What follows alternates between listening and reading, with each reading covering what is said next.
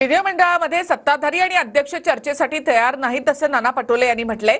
सत्ताधाऱ्यांचा तुमच्यावर राग आहे अशी टीका नाना पटोले यांनी केली।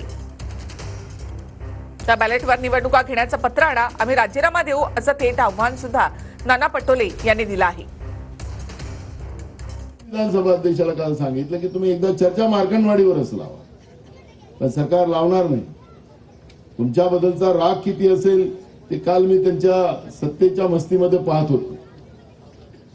एक आमदार त्यांचा शपथ घेत असताना असा बोलला, असं म्हणावं लागते की मी निवडून आलो म्हणून, असं म्हणावं लागते। तर त्या आमदारांनी शपथ घेत असताना सांगितलं की मी निवडून आलो नाही म्हणून।